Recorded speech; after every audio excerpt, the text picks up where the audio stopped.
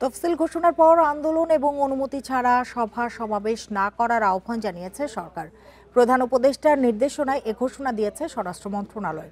এদিকে বৃহস্পতিবার থেকে অনির্দিষ্টকালের জন্য সুপ্রিম কোর্ট এলাকায় গণজমায়েত নিষিদ্ধ করেছে ডিএমপি।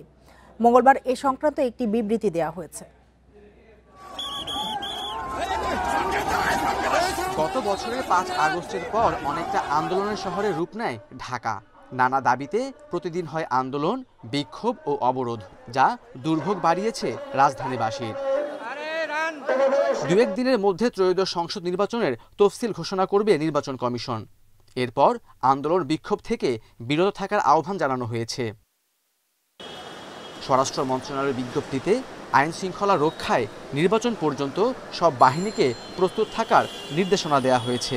জনদুর্ভোগ সৃষ্টি হয় এমন আন্দোলন কঠোরভাবে নিয়ন্ত্রণের হুঁশিয়ারি দেওয়া হয়েছে। এদিকে সভা সমাবেশ নিয়ে গণবিজ্ঞপ্তি দিয়েছেন ডিএমপি কমিশনার। প্রধান বিচারপতির বাসভবন, বিচারপতি ভবন, সুপ্রিম কোর্টের প্রধান গেট, বিচার প্রশাসন ও প্রশিক্ষণ ইনস্টিটিউটের সামনে আন্দোলন নিষিদ্ধ করা হয়েছে।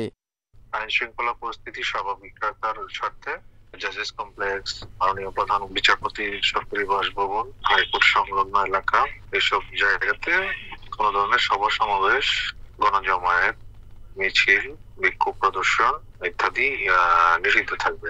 এটা আমরা প্রাথমিকভাবে 30 দিনের জন্য দেই, পরবর্তীতে যদি প্রয়োজনীয়তা অনুযায়ী আমরা এটা বৃদ্ধি করি।